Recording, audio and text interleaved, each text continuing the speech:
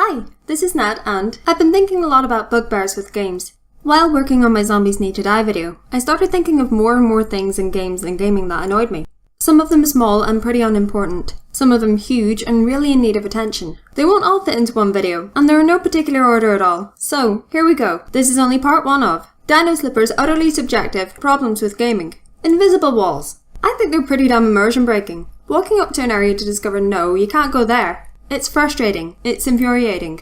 If we cannot go to that interesting place off in the distance, then either don't put it there, or dissuade me from trying to go there by designing an area or map that naturally prevents me. I don't particularly like being in a glass case, so if you put me in one, you're going to have to work a bit harder to keep me interested. Not stick me in a box and dangle interesting carrots on the other side. It's especially annoying in so-called open world games. Speaking of which, open worlds that are neither open nor worlds. Now, I don't have a problem with your open world not being planet-sized. I understand the term is used to describe a large area. But this annoyance stems from 2 core issues I have with so-called open world games. When they're not open, that is, when you have a huge area only to impose linearity onto it, either by littering it with undefeatable enemies or forcing us to go down the plot path before we can explore. And when they're not worlds. This is when they're just huge empty spaces. San Andreas is a world. It's filled with people and interesting things to see and do and discover. Skyrim is a world. It's filled with interesting things to see and do and discover. And dragons. But the point is, it's filled. It's not just miles of flat grass textures swaying in a breeze. Which leads into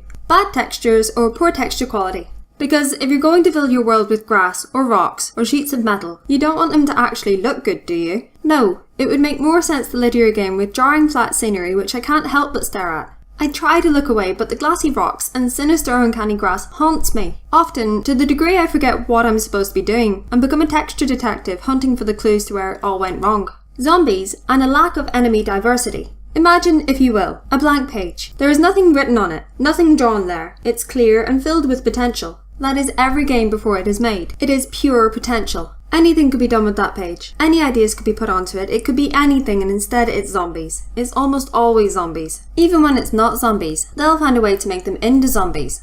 Yes, I'm for diversity in my games. In this case, diversity of enemy types. Overuse of cliches in stories. Because I want to be surprised. Not necessarily that kind of surprised. More, I want to hear and see something that feels new and fresh. To boldly go and, yeah, Star Trek. But use that as your manifesto and you'll not be far off the mark. I'm sick of knowing what's going to happen in the first 5 minutes of the story you're telling, even when you tell it well. Bad voice acting.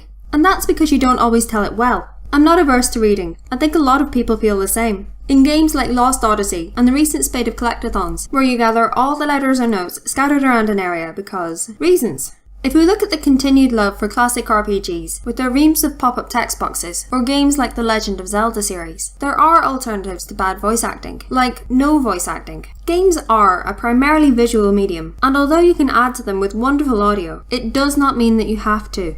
Limited options in an options menu.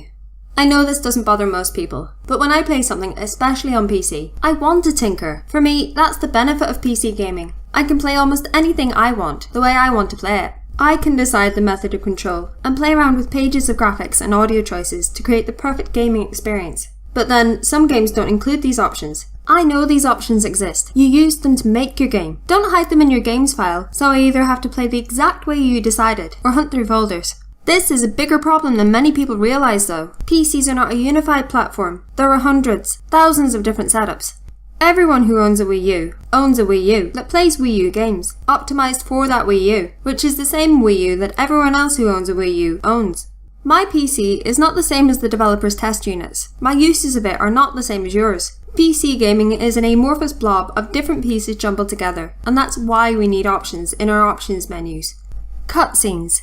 Especially cutscenes where your character does something that you either would not have had them do in your game, or would have done differently, or could not do in game, or fake cutscene problems you could have solved in game. Like Ares in Final Fantasy VII obviously, but not just that. How many times have you stared in disbelief while your heroic Mr. Hero doesn't just shoot the villain standing right in front of you, monologuing? Or how many times have you raised an eyebrow while your character spouts some nonsense that either you don't agree with, or you did not know? And how many times has your character completed backflips while juggling grenades and firing a pistol you didn't have in your inventory prior to the cutscene? I prefer my storytelling to be done in-game, where I feel a sense of agency with my character in general, and I don't like seeing things better than the game played out during the game. It makes a good trailer, but boy does it suck to not be able to do these things. Stop teasing us, it's not nice. And that's all we have time for at the minute, so there you go. That's 8 of the things in gaming that really annoy me. There are plenty more, which I will be covering in part 2, but with Valentine's on the horizon, Friday's video will be about something in gaming that I love. We are Dinoslippers USB. If you like this video, please give us a like, and if you want to tell us more about the things in gaming that you have a problem with, or topics you'd like to see us discuss, then leave a comment below.